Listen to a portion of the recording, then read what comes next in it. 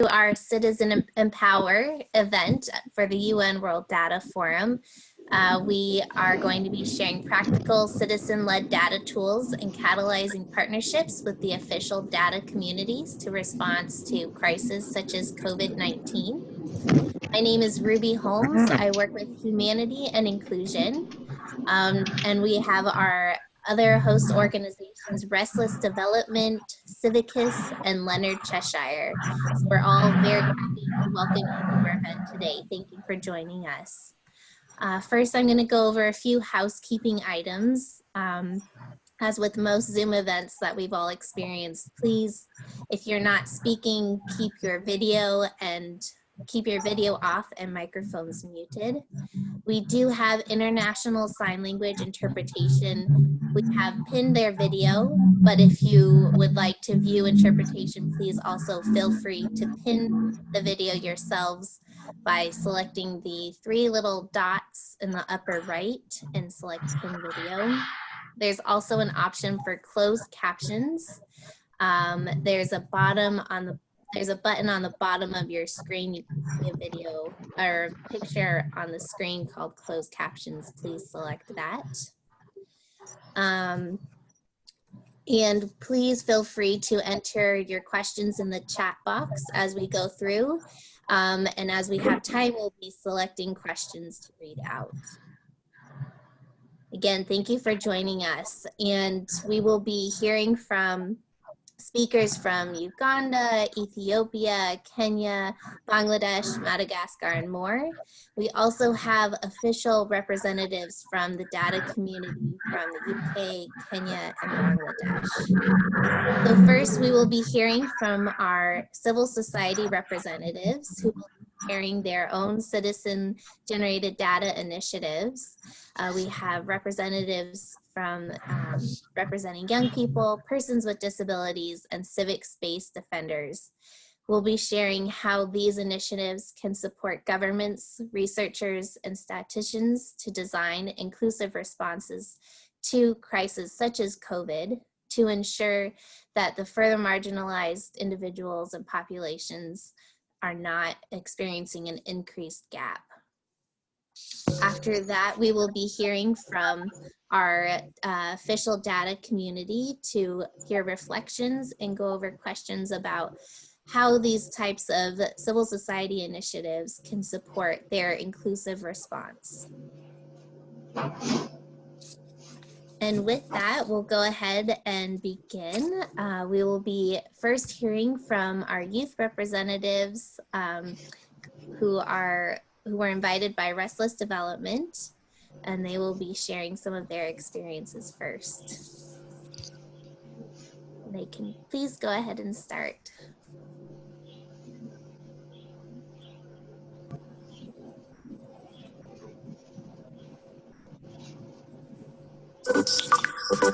As young people, we know the biggest challenges our communities face and have some of the best ideas about how we can overcome them. But we are rarely consulted on development projects in our communities. Projects that are meant to improve our lives. It's not right and it's not effective. This is why we are changing the way governments and organizations work. It looks like this. I approached the organization who was responsible for a project in my area. They were building a new school. I told them that I wanted to help make the project better and more relevant to my community's needs. They agreed, and I got to work. I began by asking people lots of questions around how the project would affect their lives and any problems they could see. For example, I found out that there weren't enough classrooms and that there was no access for young people with disabilities. I then brought together the people running the project and my community. We had regular meetings where we talked about what wasn't working and how we could solve the issues together. And I kept a record of everything on the Dev Check app so we could track whether the issues got fixed. We made a school that truly serves the people it was made for, into its ongoing success. This is just one of the many projects I have been involved in, and I'm not alone. We took our success stories to governments, organizations, and businesses, ensure they work closely with young people and their communities. From the start, putting power in the hands of communities making sure development works for everyone. Join us at the Development Alternative.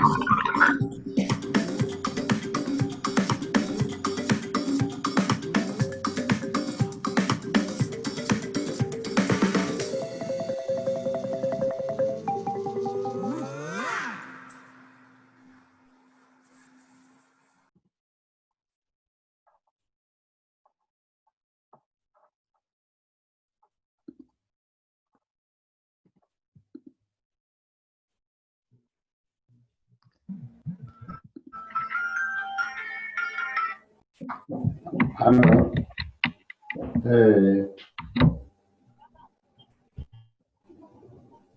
Hande beho ba India.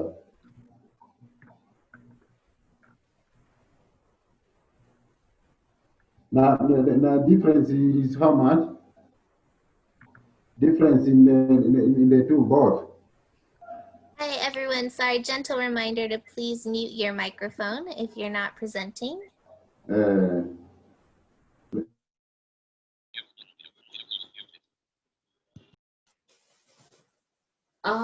So hello everyone. My name is Martha Ainomcha. I am a volunteer with Restless Development Uganda under the Development Alternative Program. I'm here to share my experience with the Development Alternative Program using the DevCheck app. So like it was showing in the video, the Development Alternative aims at shifting power to young people so that they can change in their communities.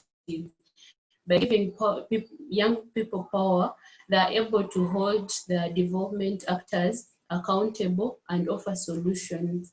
And by so doing, development actors are able to take us seriously and listen to our views. So while working under the Development Alternative Program, I have carried out monitoring of projects in communities.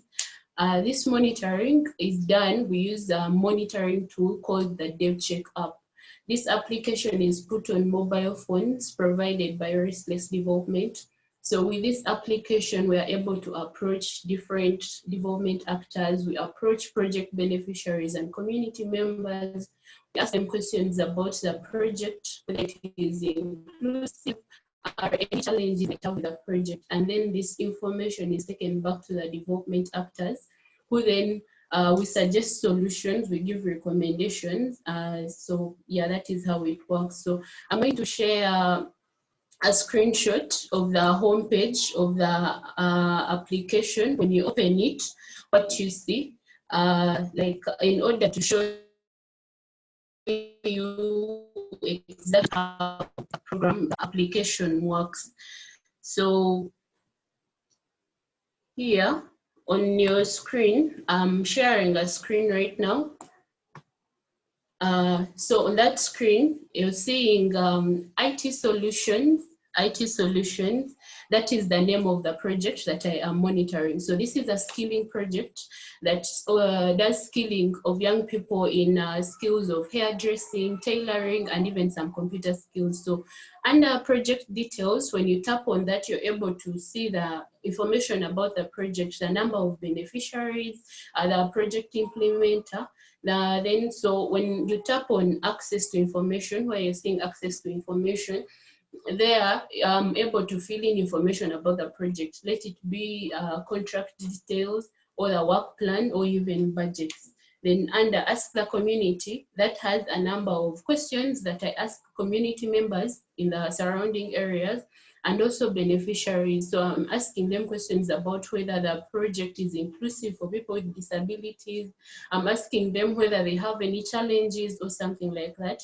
Then under Problems and Fixes, that is where I will, if at all in my questions app there was a problem expressed, I'll record it under Problems. So when I meet the development actor or the project lead for this project, I'll tell them this is the information I've collected from the beneficiaries and from the community. And if there is a problem, I'll tell him this is what I found out. Then if that problem is fixed, I'll record it as a fix. So once I've entered all that information, I then submit and the information goes into the system. Yeah. So I've been able to use this.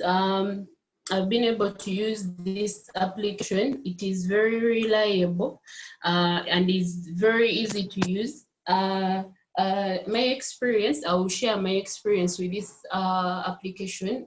When I went for monitoring the first few weeks, I was able to meet project beneficiaries, especially for the hairdressing class. So these beneficiaries, they were young girls, young women. They expressed a concern. So they were sharing just one. They were sharing just one machine, one hairdressing machine. It's called a dryer. And there were a number of people, there were over 35 members. So they said it was not enough. So after carrying out my monitoring, I met a project lead who I told when I was doing monitoring, this is what I saw. Your beneficiaries were like, this is not enough. So when I went back, I think it was a month later, I found when they purchased 2 more machines. So that was my achievement using the application, because I was able to interact with beneficiaries.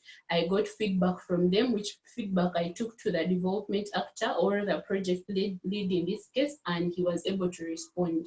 And I reported that as a fix. So the application is very easy to use, it is reliable, and it is good with feedback because you have evidence from the beneficiaries themselves. So I've only had a few challenges with it. Number one is much as we are taking up using technology in our programs, it is also not very reliable, because I've had instances where I go to the field to monitor and the signal is not so good.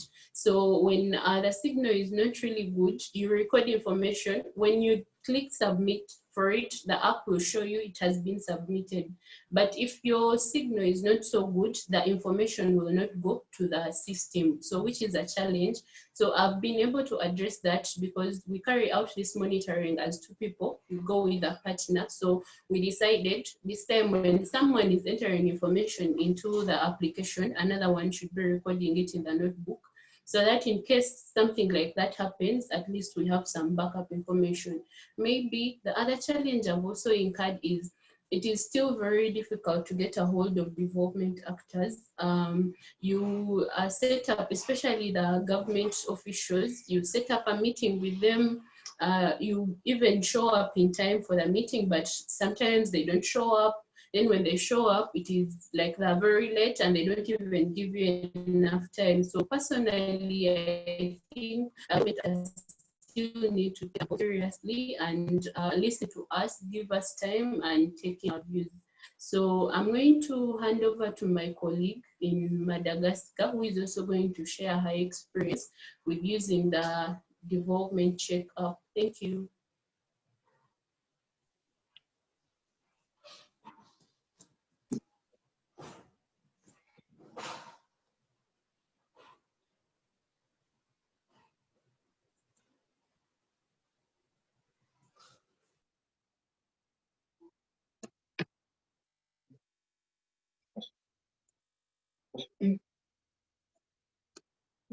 Merci de nous avoir donné la parole, mesdames et messieurs, à vous tous assistants. C'est un grand honneur pour moi d'être ici avec vous. Thank you very much, ladies and gentlemen, for giving me the chance to speak today. It is a huge honor for me to talk to you and to share my experiences as a volunteer.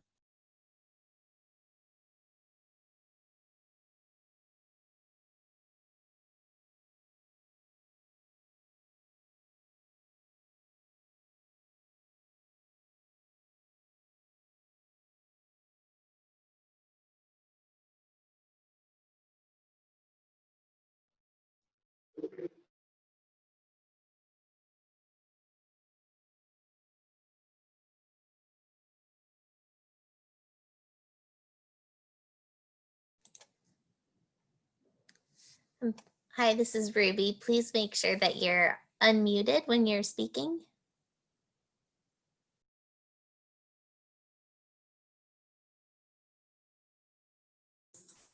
Apologies, I think we may have lost Tony. She's had some problems with her internet connection today, but maybe we wait another 30 seconds and hopefully she'll return. So do bear with us.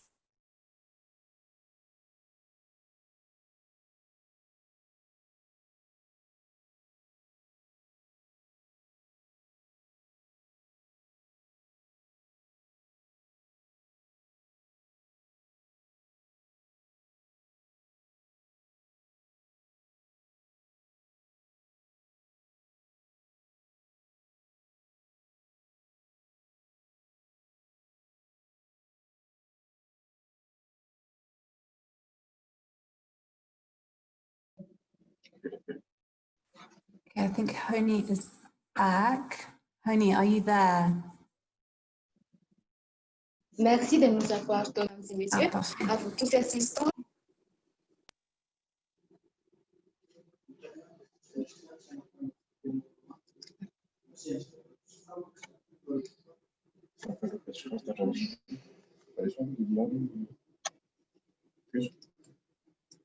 Pour partager ce que j'ai vécu en tant que volontaire, mais surtout pour avancer des avis et recommandations à toutes les parties prenantes du développement par rapport aux jeunes et à leur avis concernant les avenirs et au fait de leur accorder une part de responsabilité sur cet avenir. Thank you very much, ladies and gentlemen, for the honour to share my experiences as a volunteer and to give my opinions and recommendations to all the key stakeholders in development with regards to young people and to give them responsibility for their future. Je m'appelle Untitled Chapter, jeune volontaire malgache au sein du programme Développement Alternatif et se présente au YMCA Madagascar. My name is Honi. I am a young Madagascan volunteer at the heart of the Development Alternative Programme, and I represent YMCA Madagascar. Le programme TIE m'a permis de recueillir les avis de la communauté au chapitre au moyen de la technologie. The DA programme has enabled me to collect the opinions of my community through the means of technology. Cette enquête m'a énormément appris et m'a amené vers un monde plus professionnel. These inquiries have helped me learn a lot and have taken me towards a more professional world, the world of profession.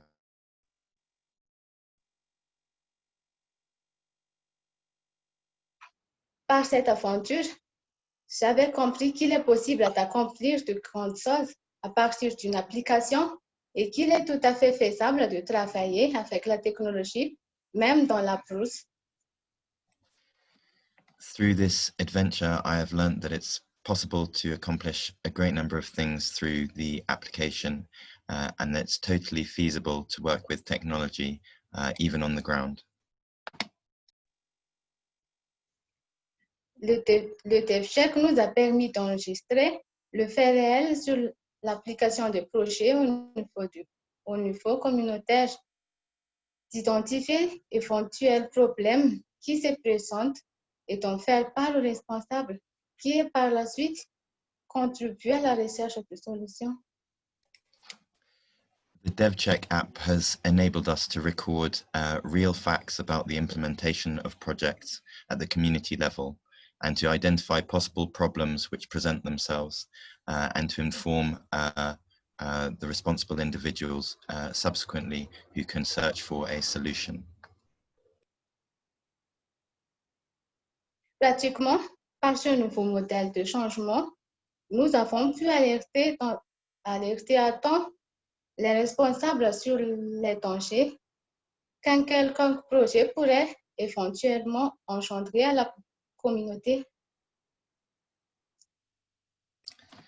Practically, this new model for change has enabled us to inform the responsible individuals about the dangers and risks of any project and the risks that that project might have for a community, indirectly or not.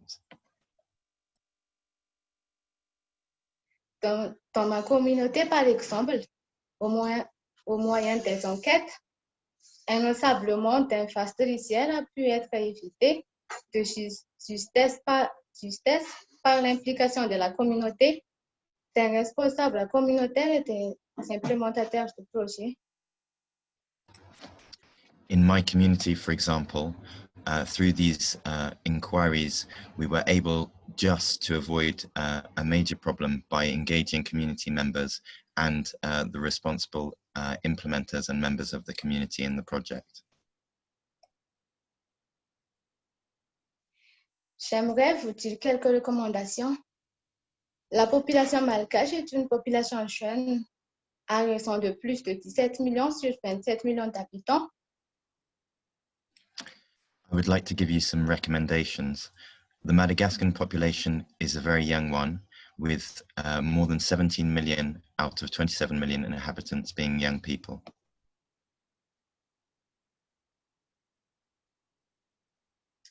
Or, bien que le gouvernement propose des solutions œuvrant pour l'autonomisation de la jeunesse, la majorité n'est pas durable, ce qui entraîne un taux élevé de chômage au sein de la jeunesse.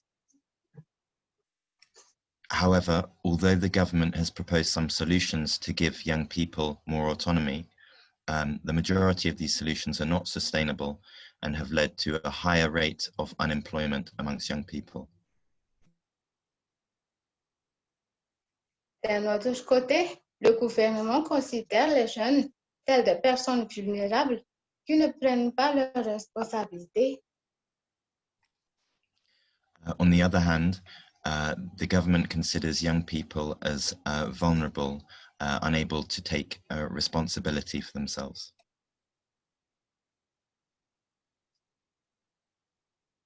Justement, à cet effet, le projet d'IA a pour but précis de transformer les jeunes en personnes beaucoup plus responsables.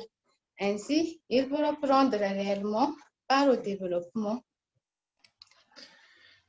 To this end exactly, the DA project has as its specific goal to transform young people into those who have much more responsibility and take a real part in development. Il faut alerter le gouvernement afin qu'il réalise que les jeunes ont aussi un rôle capital pour le développement. It is necessary to inform the government and alert them that young people have a decisive role in development.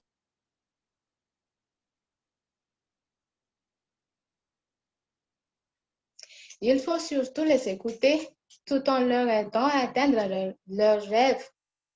Donner-leur du travail adéquat, c'est lui pour lequel ils ont travaillé dur à l'école. It's especially necessary to listen to young people and to help them to realize their dreams, to give them suitable work and work which they've worked hard for at school.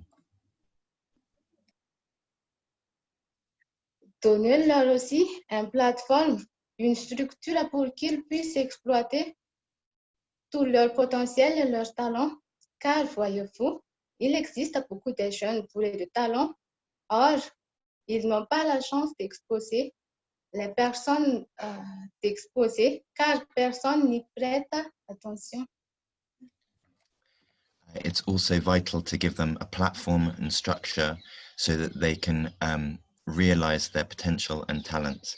And as you can see, there are many young people who are filled with talent, but they do not have the chance to realize these because no one gives them enough attention.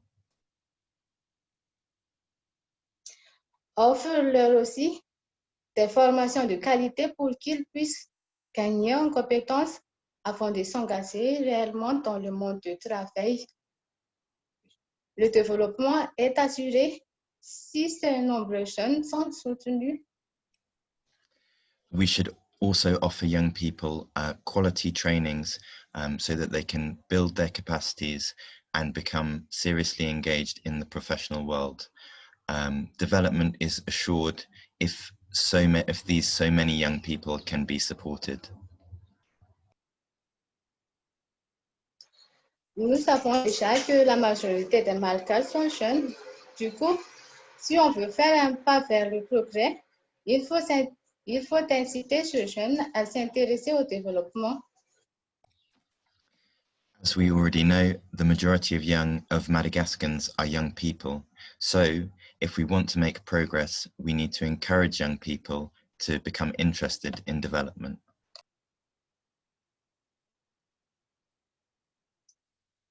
Ils doivent quitter leurs mauvaises habitudes croiser les bras et d'attendre que les opportunités leur tombent dessus sans faire le moindre effort.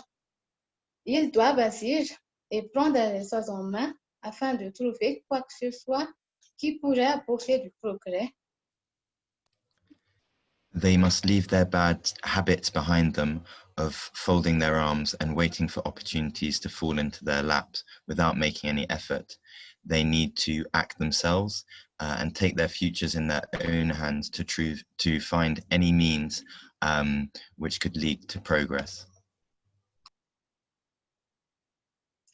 Par exemple, en fournissant eux-mêmes du travail afin d'améliorer leur expérience vécue et de découvrir de nouvelles choses, et aussi en s'engageant dans des plateformes de développement. Ways of doing this might be to find their own work and to improve their professional experiences, discovering new things and engaging in development platforms. J'ai un rêve, celui de devenir manager. C'est pourquoi j'ai choisi d'étudier le management. Mais pas seulement, étant jeune, je me suis portée volontaire au TA pour accomplir ma part de responsabilité pour le développement. I have a dream to become a manager. That's why I decided to study management. But that's not all. As a young person, I've become a volunteer at DA in order to fulfill my responsibility to development. Le projet DA a donné une part de responsabilité aux jeunes pour qu'ils puissent agir pour le développement en faisant des différentes quêtes et suivis au niveau communautaire avec l'utilisation de l'application DevCheck. The DA project has given great responsibility to young people so that they can advance development causes and make a variety of inquiries at the community level through the DevCheck application. Tant qu'on est jeune, il est nécessaire de prendre les responsabilités au niveau de la société ou même au niveau du pays.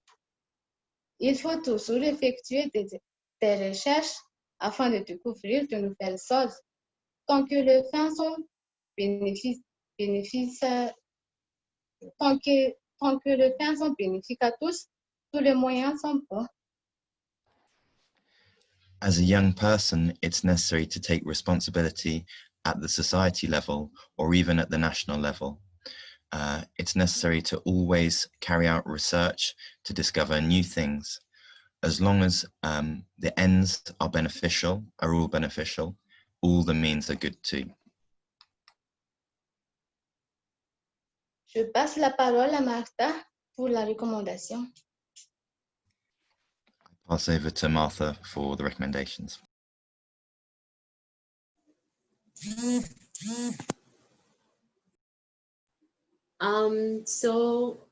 Just to add on the recommendations she has given, I also have just a few of my own.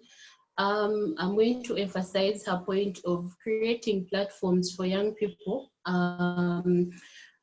For example, policy making spaces, especially by governments. So government should be able to invest to add platforms or policy making spaces for young people in order to express their views.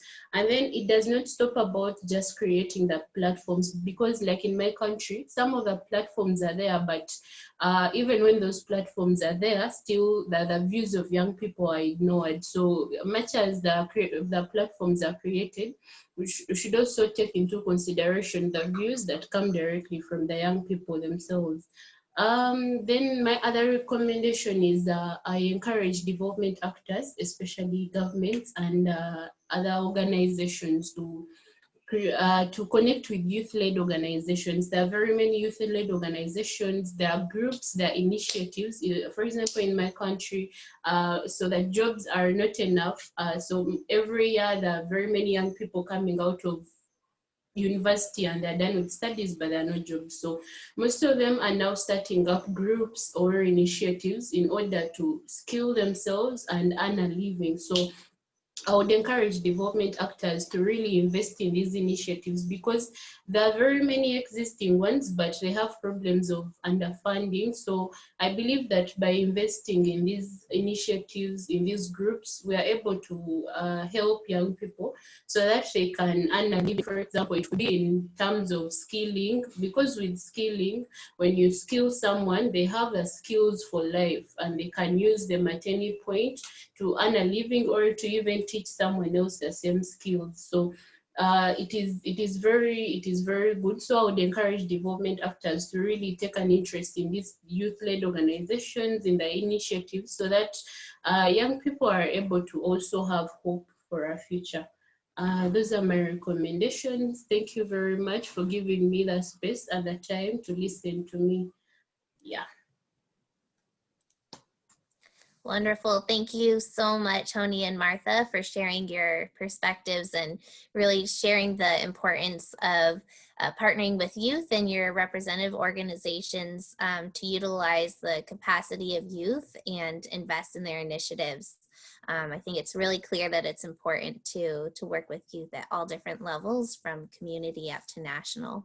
So thank you both so much. And next we will be moving on to hear from partners from Leonard, Cheshire and Humanity and Inclusion, focusing on disability inclusive data initiatives. So first, if we could have Jahan, our representative from Bangladesh, if you could speak, and next we will hear from Winnie, our representative from Kenya, and following Winnie, we'll hear from Abinye from Ethiopia. So Jahan, please go ahead and share. Thank you, Ruby. First of all, I would like to thanks to all of you for giving a chance to speak in this forum from on behalf of Bangladesh, on behalf of my Disabled People Organization.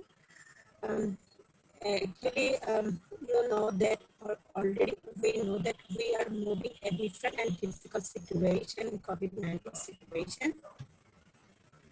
So first, I just brief myself. My name is Jahanara Begum. I'm leading a disabled people organization in Chittagong, my country. Well, we have more than 700 persons with disability, our members. So in this COVID-19 situation, what we will do, just what our government initiative situation and organization and what kind of linking and what kind of have to do for persons with disability, I just like to share a little bit. So in this COVID-19 situation, everybody knows that we are facing a lot of problems for persons with disabilities, as well as especially for most marginalized, like intellectual disability, female, autistic, and mental illness, persons with disabilities. They are facing a lot of problems in this situation. What kind of problem they are facing? Suppose persons with disability cannot move alone their own places, job place. They need support. For intellectual disability and for physical and work life, most of the people need support. But COVID-19 situation, we are facing who are doing job in different organizations, who are doing job our organization and business also, they cannot move alone. They cannot, because of COVID-19 is a, you know, that is a very, very risky for all of, but persons with disability need assistance. So government gives some initiative in the situation, like they open a dedicated hotline number for COVID-19 information collection, and also they're giving they take some initiative for like safety net program who are most marginalized. They're giving some assistance there. But you know that persons with disability cannot access in hotline due to lack of accessibility and information also not for accessible for all persons with disabilities. So, hello. Yes, please go ahead. Do you hear? Yes, we hear you Do you perfectly. hear Thank me? you. Okay. Okay. So in the meantime, COVID-19 situation, most of the persons with disabilities are far behind due to lack of accessibility, due to lack of information, and also they cannot move alone. And data, government has no specific data in the situation. How many persons with disability are affected? How many persons with disability are lost their job? How many persons with disability cannot go to hospital? In a lot of things. So in the meantime, government have to take action. They have to take action about the data collection. Specifically, most marginalized people always they are neglected, always they are facing a lot of problem in the situation and gender violence also. I recommend that government need to take action for the data collection for most marginalized like intellectual disability, women, deafblind, and multiple disability also. And also government have to take in this situation who are most marginalized, who are lost their job, they have to accommodate accommodation, and also their needs job, the job security. You know that persons with disability are first target in the situation. You know, people think they cannot go anywhere. They have no experience about their disability. How can they help them like this? So many people thinking they cannot do anything. That's why they don't need to come here, and that's why they are always backside. That's why I recommend my suggestion also is have to accurate data for government and non-government sector, also persons with disabilities, and they have to increase their accessibility in everywhere. And hello. We can still hear you. Hello. Thanks. Hello. Jahan, we can still hear you. Please continue. You can have, but I can't. Okay. So so in this situation, what kind of initiative non-government and DPOs are playing this situation? Most of the disabled people organization do very good initiative for persons with disability. Like they give their leading position. They give a lot of opportunity for persons with disability, like their food supply and hygienic, like that's products they are provided who are most marginalized also. You know, and another things, our army and also police, they give opportunity for persons with disabilities in the COVID-19 situation. But all of these things, I would like to say, all persons with disability have to increase their situation. We have to collect specific data, livelihood program, and also our accessibility and as well as their needs job. Because of COVID-19 situation, you know that most of the people, persons with disability, lost their job, as well as they are facing mental illness problem and like that. So it's my suggestion also. Yeah. Hello. Wonderful. Thank you so much, Jahan. Hello. And Jahan, are you finished? I'm not hearing clearly. Okay, Ruby, I think almost I just said, and I will also request if further any scope I can say. Okay, yeah, Thank you very much. Thank you so much, Jahan. And so now Winnie from Kenya, if you can go ahead and share. Thank you, Ruby. I am sitting in for Winnie from Kenya. My name is Elsie Mulindi, and I am the Chief Executive Officer for Kenyan Paraplegic Organization. We are a non-governmental organization, disability persons organization, and we work with people with disabilities, specifically wheelchair users. And so I'll go straight into my presentation on issues of data collection. What kind of data do we collect at KPO, Kenyan Paraplegic Organization? Our data, first of all, is citizen-led and generated, and we collect data from our beneficiaries and stakeholders whom we collaborate and work with.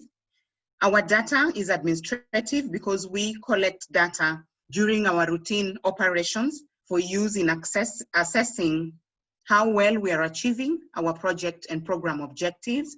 We also use the data to tease out areas of improvement, to identify the needs of persons with disability that we serve, and also to provide us benchmarks that we can use to evaluate successes of the programs that we have.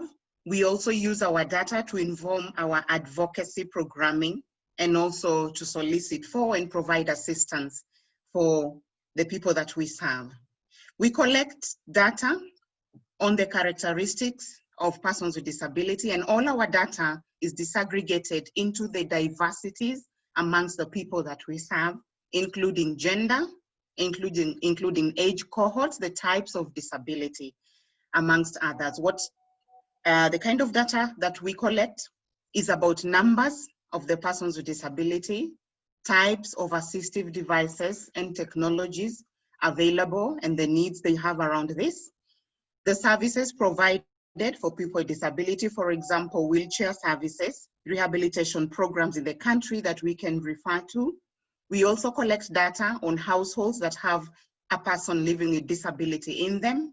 We also collect data around issues of accessibility of social services, for example, physical access, information and communication access, and social access. We collect a lot of data on unmet needs and gaps around persons with disability and their activities of daily living. We collect data on costs associated with disability, for example, costs in accessing employment or accessing education for a person who has disability. We also do policy analyses together with other DPOs to be able to inform advocacy in terms of gaps that exist, and also whether there is implementation of policy, and of course, data on general livelihood programs for people with disability. What are the methodologies that we use in data collection? We conduct baseline surveys, we conduct needs assessments, project evaluations, we have histories and stories and experiences from the persons with disability themselves, focus group discussions, key informant interviews, and the like. During the COVID response, we did do an online survey together with the Leonard Cheshire Innovation to Inclusion program, using the Washington group of questions to be able to look at the effects of COVID amongst our people. This survey did inform programming not only for ourselves as partners in the I2I Innovation to Inclusion program, but also to other disability persons organizations on the areas of need during the pandemic, so that resources can then be channeled to those areas of need. It informed advocacy so that the immediate policies and interventions that were being done at the time, even by the state, can also be targeted towards areas of need.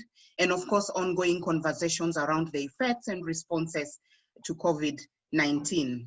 So we collected data on various aspects. For example, issues of employment. A lot of persons with disability did lose employment and therefore source of income and livelihood. Issues around health. a lot were not able to access health services, for example, physiotherapy, because again, there was lockdown and such things, issues of education and whether they were able to access online education that was going on at the time, and general activities of daily living. Currently, the government, through the Kenya National Bureau of Statistics, and this is one very good initiative, has set up a disability statistics technical working committee, of which Kenyan Paraplegic Organization is a member, to be able to look at the immediate past census and data gaps around disability, and be able to address those gaps to inform continued collection of data around disability. And I just want to say this is a very good initiative, because data is very important in terms of programming and planning. So through the National Bureau, we are looking into that and be able to ensure that we minimize as much challenges around data collection and make sure our data is reliable. Thank you very much. Thank you so much, Elsie. And now Abinye from Ethiopia. Thank you very much. My name is Abai Nagujo. I'm here from Ethiopia. I'm here to talk from Ethiopian Federation of Associations of Persons with Disability. I'm working as an executive director here in a Federation of Ethiopian National Associations of Persons with Disabilities. Maybe I'm going to talk more about the statistics and the data. Here how we are working on.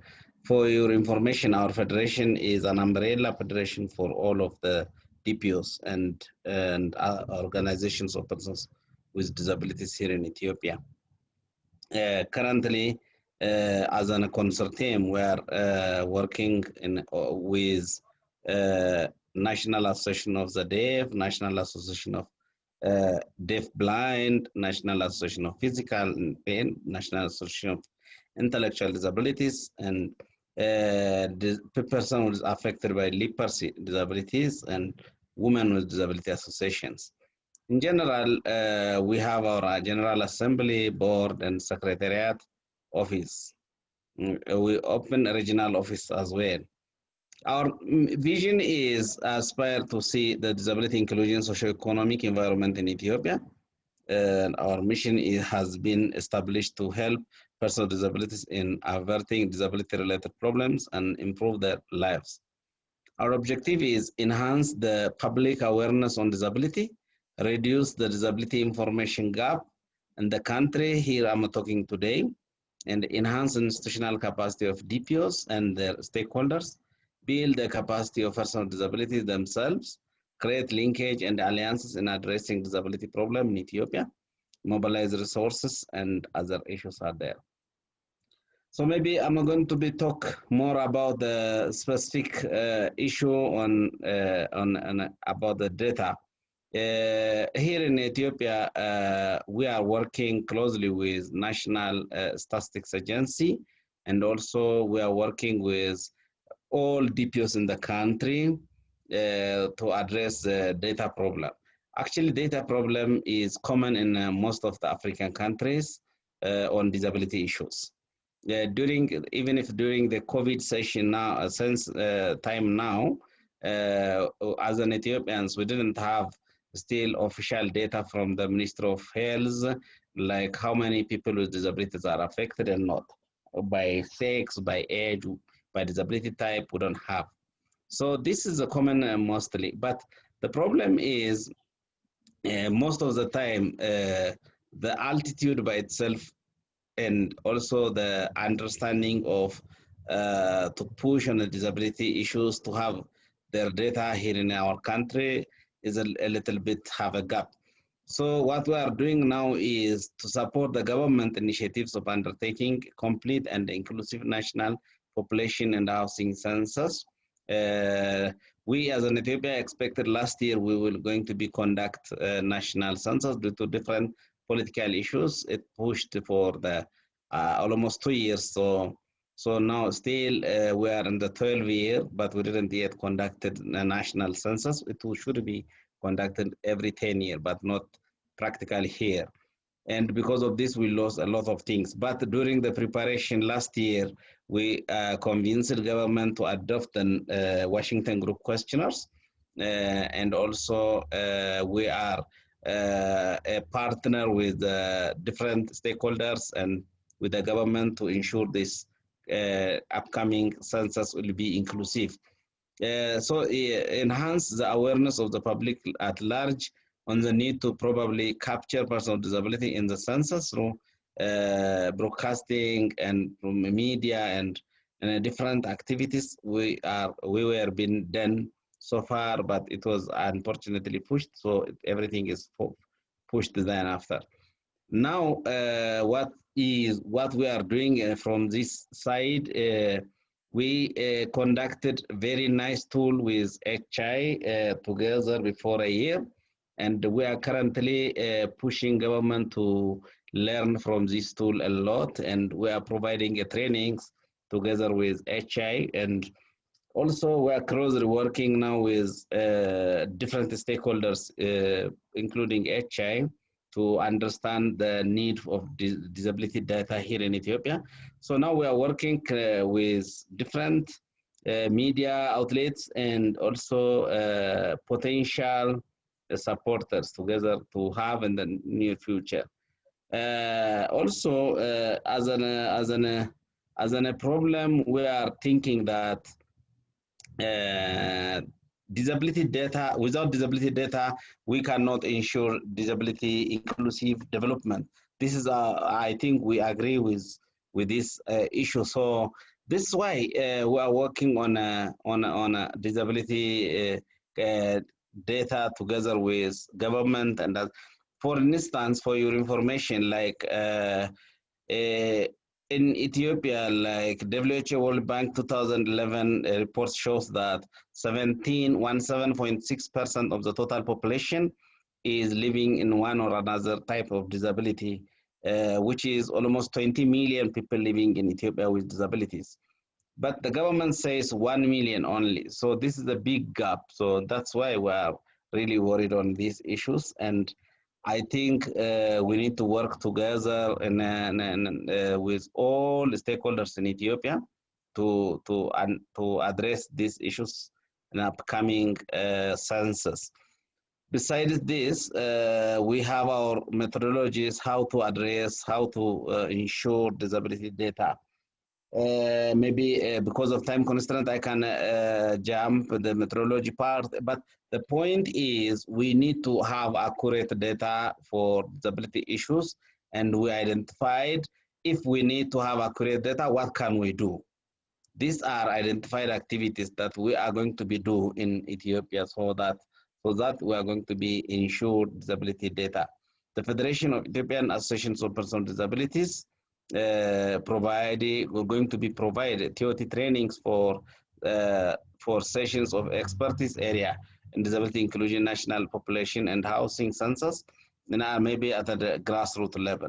After training, maybe we need to compose like a team establishment from different angles and provision of trainings and like the definition and types of disabilities, including for me, the most important thing is they should have to, and especially to invest on data gathering. During data gathering, we need to be invest on central statistics personnel, especially who is going to be conduct data.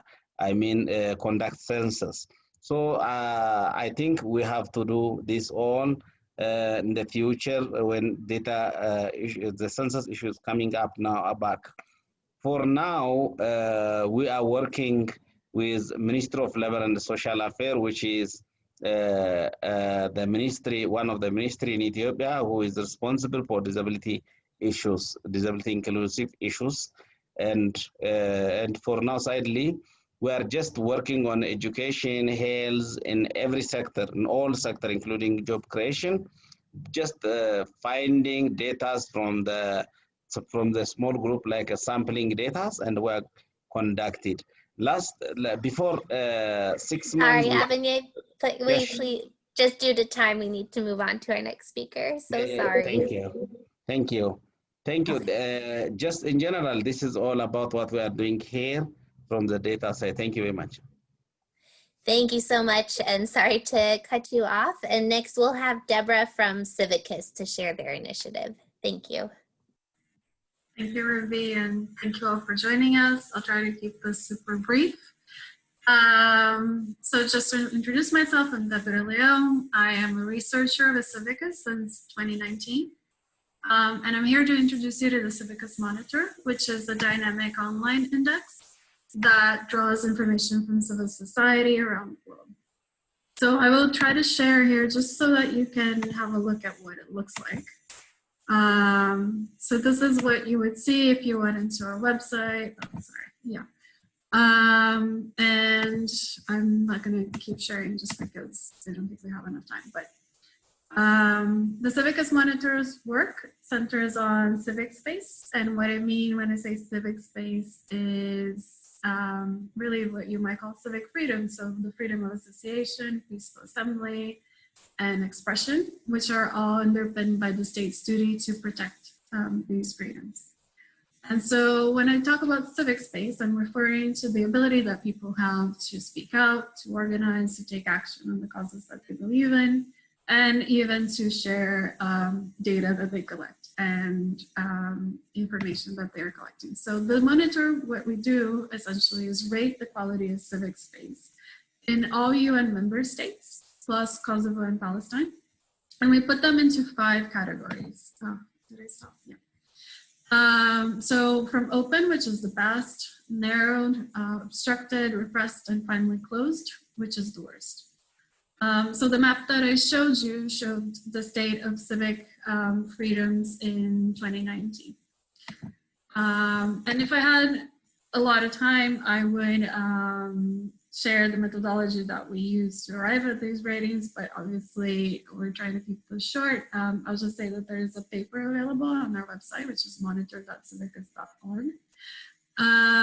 But I will give you just the elevator pitch version of it, which is that we collect data from civil society, that is civil society organizations at international level, like Reporters Without Borders, Amnesty International and whatnot, but also from regional and national human rights groups, and sometimes even human rights defenders, environmental defenders around the world. And I guess the most important thing that you need to know about this methodology is that we put the greatest weight when arriving at our ratings to the information that is given from national or local groups, because these are the closest ones to the situation on the ground. The methodology is a product of a 2-year process, designing something that was dynamic, responsive, and placed information from civil society at the center of the analysis. We work with 20 plus research partner organizations who give us regular updates from within 1 or 3 months for each country, telling some of the developments that have taken place around civic space. We will have Marina in just a couple of minutes, and she is one of our research partners, IPHR, and she'll tell you a bit more about how the data collection takes place. But before I give the floor to her, I would just say that the information that the partners send us gets tagged and systematized by CIVICUS researchers. We currently don't publish all of the information that we have, but we are working on creating a data center for that. But we do publish the ratings, and we work with an advisory group with our research partners to arrive at those. And they have been used for various purposes. So for instance, civil society organizations have sometimes used the ratings to do risk assessments when making decisions about their programs in countries, for instance. Some government institutions also have used them for very similar purposes, for instance, deciding on grants. Researchers and journalists have also used both our analysis and our ratings to make interesting reports, sometimes using data that is external to us as well. So let's say we've had journalists comparing the state of civic space as analyzed by us to the level of environmental degradation in a country and see if there's anything to say about that, for instance, because civic space in some countries affects how land and environment defenders are protected, for instance. And of course, finally, civil society organizations and activists have used these ratings and the information produced by CIVICUS, by the CIVICUS Monitor, to advocate for the causes that they believe in and to denounce human rights abuses in forums such as the Human Rights Council at the UN level. And so this is a very quick introduction to the CIVICUS Monitor. You're all welcome to then check our website or reach out to me if you have any questions about methodology. But I wanted to give Marina a bit more time so that she can tell you how partners collect data directly with offenders and organizations at national level. So Marina, if you are able to. Thank you, Deborah. Can you hear me? Can everyone hear me? Yes, we can hear you. Hello. So I will try to be quick, and I will also later share my screen for a small kind of visualization or scheme. Yeah, I represent the International Partnership for Human Rights. We're a human rights NGO based in Brussels, in Belgium, and we are covering former Soviet Union countries.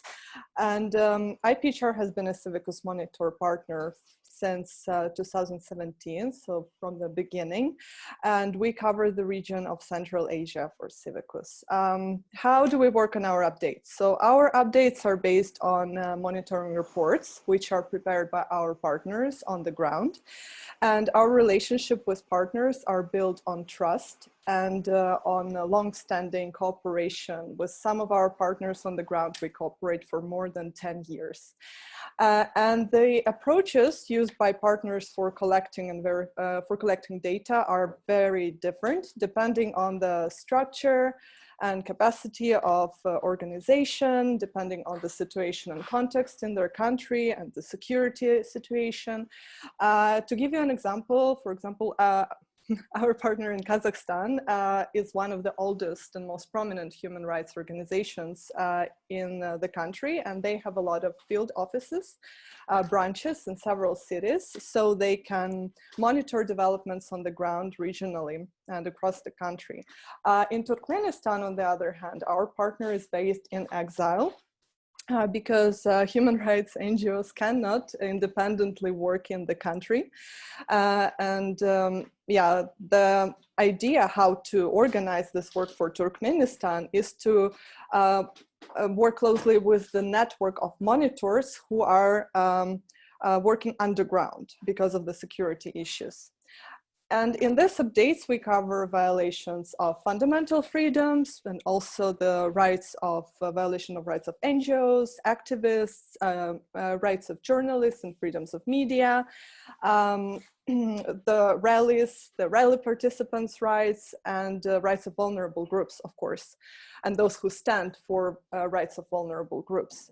And our idea is to help attract attention to the situation of these groups and to make them more visible.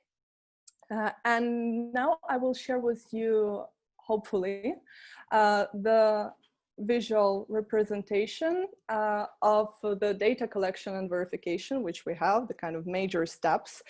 They're pretty basic, but it starts with monitoring of developments on the ground by our partners, when we do the direct observation of developments, of assemblies, of trials, for example, when we contact victims of violations, when we contact their family members, sometimes lawyers. We monitor the political processes, legislation, and even media, social media, and we exchange information with other NGOs, and partners exchange information with other NGOs. Based on this monitoring, our partners prepare reports with their major findings, and this is the point where we do the first level of verification and cross-checking. It is based on the experience of the partners and their insights and understanding of the context and the situation in their specific countries. Then we process this monitoring information and do the full cross-check and cross-verification of the facts. We check with the sources reported by partners.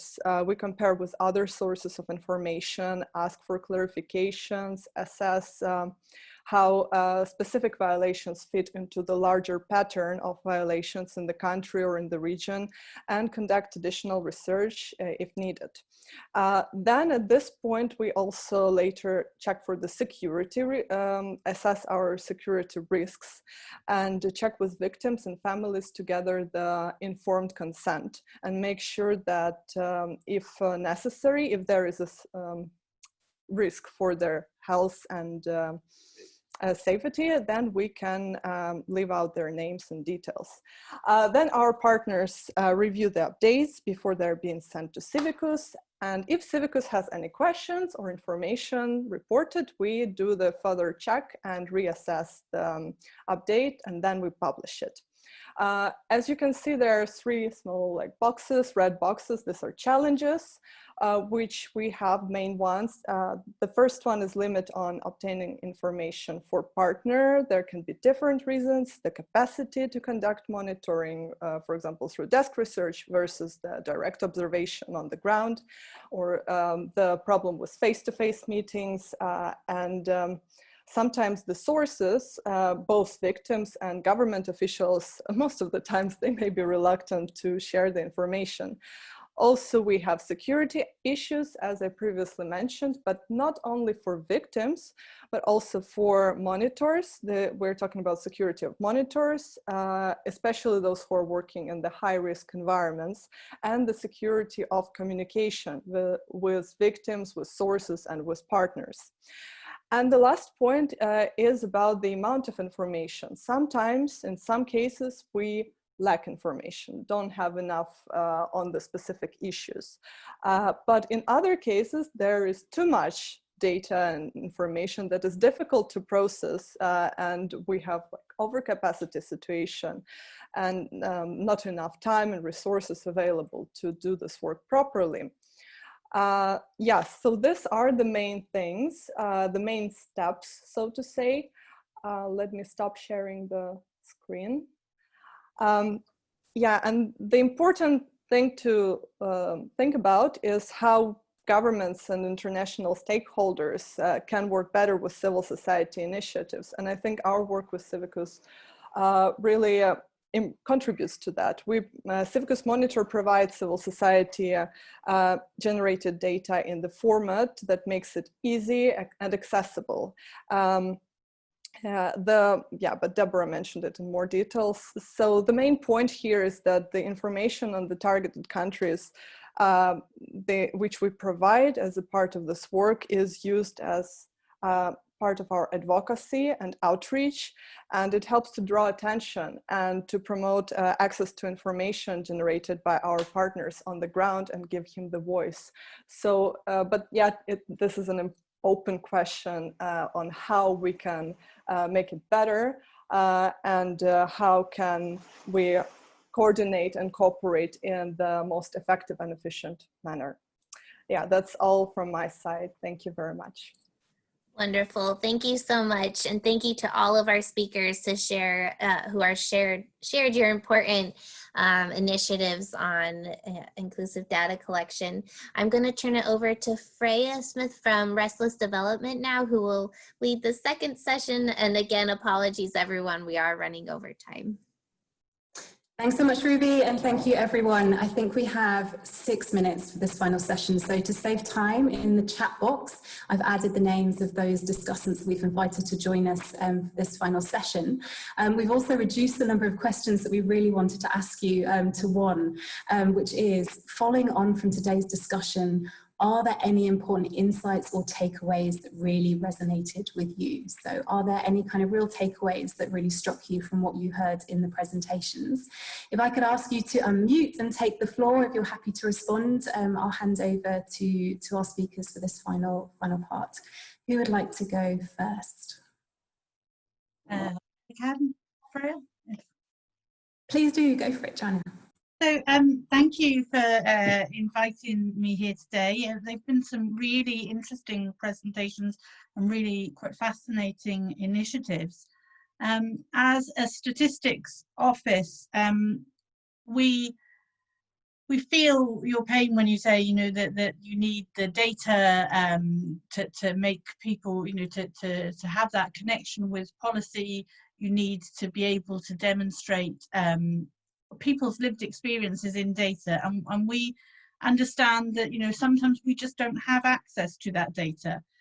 So it's really exciting for us to see these initiatives such as the one in Kenya that was talked about, where you've got different parties from civil society and from government coming together to talk about how they can address these the issue of representation in data. And that is the sort of initiative that I think should be encouraged, and we'd really like to see more of. Great, thank you so much, Joanne, and thanks for being so brief. Can I one of our other speakers to join and reflect on what they've heard? Ania, I think I saw you still online. Yes, thank you very much. Sorry, I actually have to run fairly soon. Thank you for giving me the floor. I'll be brief. In Bangladesh, what we saw during COVID was that we didn't have access to the right data at the right time. We needed to have very swift response.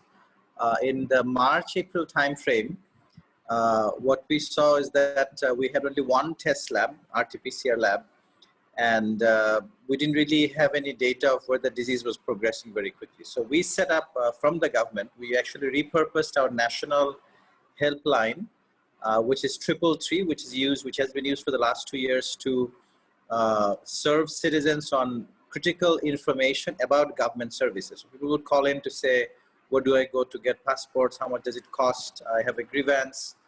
Many people would call in to complain about child marriages, and we basically stopped about 5,500 child marriages in the last 1 year, just getting calls from this. So a lot of user-generated data that was getting responded to. So we decided to repurpose 333 for health causes. So we basically announced on TV and social media and radio and massive announcements that 333 people can call in for free, and they would be able to report their symptoms.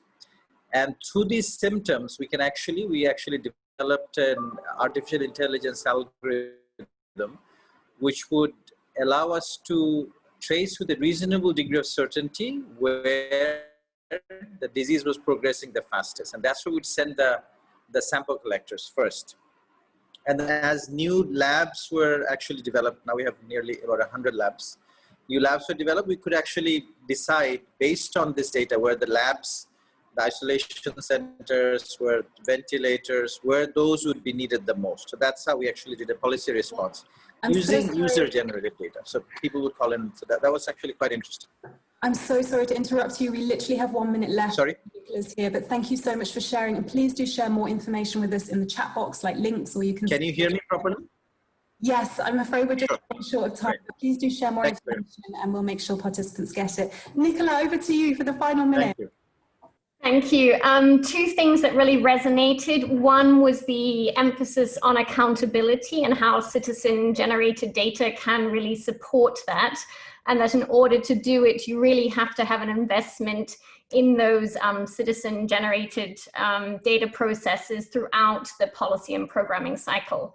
So in Engage, we have a very large survey with 20,000 young people in 6 different countries, but we really found in order to capture their voices during the COVID pandemic, particularly when the pandemic started, it was vital to be able to draw on those participatory research groups that we have with young people who are very vulnerable in refugee camps, married girls, adolescents with disabilities. So I think trying to embed these types of processes over the long term is really vital to be accountable then to all citizens. Brilliant, thank you. And I'm so sorry we ran out of time. We really appreciate those closing reflections. I think that is it. We're going to get cut off any minute now, just to say thank you so much to all of our speakers today and for those very brief reflections at the end. But we'll be sure to share out further information from this session kind of through our page on Attendify. So more information to come, and thank you for joining us. We hope you enjoyed hearing about these different initiatives. And that's it. Thanks again, everyone. Thank you. Bye. Thank you and bye. Thank you so much.